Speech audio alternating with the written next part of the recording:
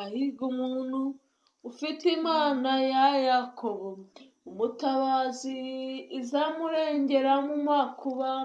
Hahirwa umuntu wamenye Imana ya Yakobo, umutabazi izamurengera mu makuba. Hahirwa umuntu wamenye Imana ya Yakobo, umutabazi izamurengera mu makuba. Hahirwa umusore wasenze Imana ya Yakobo, umutabazi izamurengera mu makuba. Hahirwa umukobwa wasenze Imana ya Yakobo, umutabazi izamurengera mu makuba. Hahirwa umuntu ufite Imana ya Yakobo, umutabazi izamurengera mu makuba. Hahirwa umubyeyi wasenze Imana ya Yakobo, umutabazi izamurengera mu makuba. Hahirwa umupapa wasenze Imana ya Yakobo, umutabazi izamurengera mu makuba.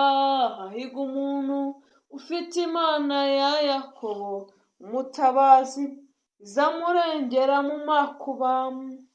Umuntu ufite Imana ya Yakobo izamurengera mu makuba.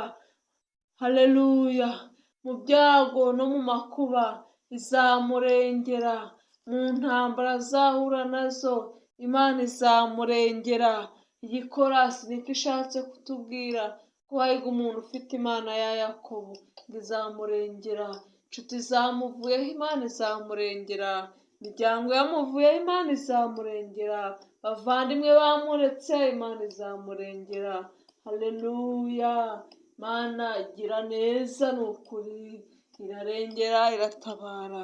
Aho umuntu abona bigiye kurangira, ikaza ikabana nawe ikamurengera.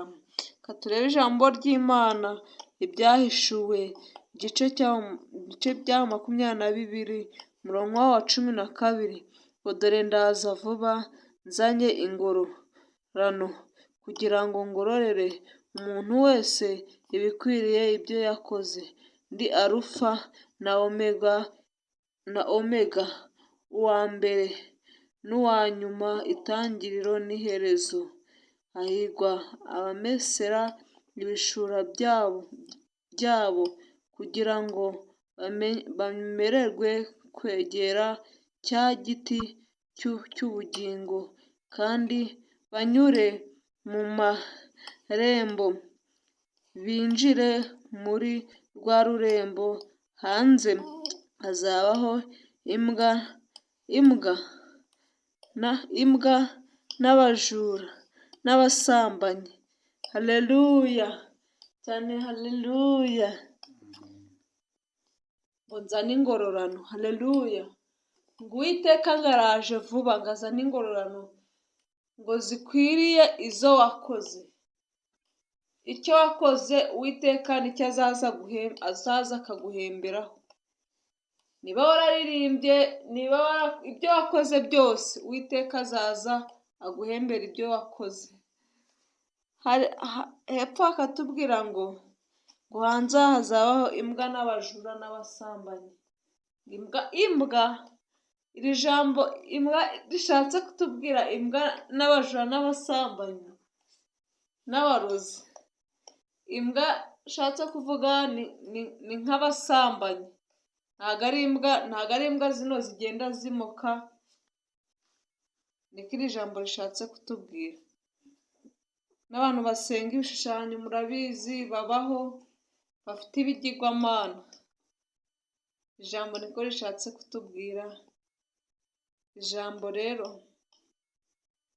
riratubwiye ngo Uwiteka agiye kuzana ingororano zikwiriye icyo wakoze. Mwakire ijambo ry'Imana.